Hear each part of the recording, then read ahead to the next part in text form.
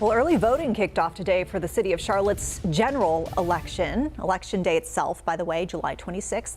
And you might remember that the pandemic delayed this election. Officials couldn't collect the census data needed to redraw the districts. Now, this new map won't impact most Charlotteans, but there were 2 precincts moved into a different council district. WCNC Charlotte's Chloe Leschner is at the early voting site on West Boulevard with a look at turnout today. Chloe. 55 people voted early here today, but because heading to the polls in the summer is so out of the ordinary, advocacy groups are working overtime to make sure everybody knows the election is happening this month. Hey, how you doing today? Awesome. Here you go. We appreciate you coming out to vote. It's how you make your voice heard. We live in a society where we want things, and to be able to get the things that you want, you got to be able to get out there and vote. Early voting is underway for the City of Charlotte general election. The mayor and city council seats on the ballot. The election was pushed from 2021 to July 26th. Right now we have an election date that's in the summer. A lot of people aren't, familiar with voting during the summer. So just us being out here educating people, getting those who are already voting some information so them to pass back out to their family and friends.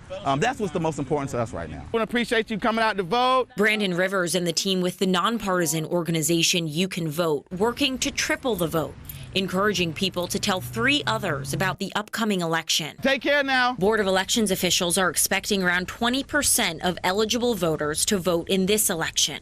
Halfway through the first day of early voting, about 400 people cast their ballots. Another 400 ballots have already been mailed in. Shockingly enough, we've already mailed out double the ballots that we mailed out in 2018. But we don't know what, again, that's still an unknown. Is that COVID? Is that interest?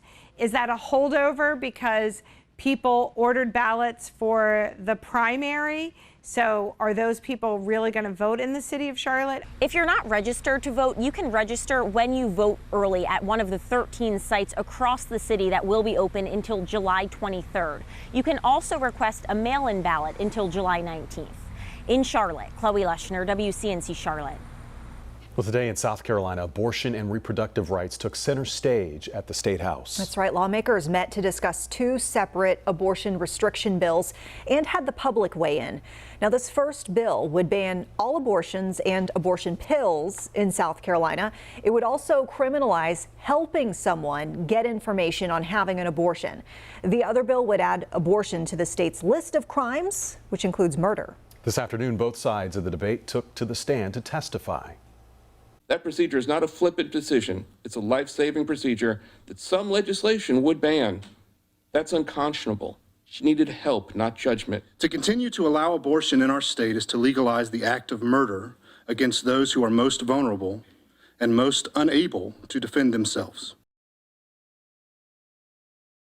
Right now in South Carolina, abortion is banned after 6 weeks of pregnancy with medical and rape exceptions. Governor Henry McMaster has said he supports a measure that would ban abortion completely without exceptions.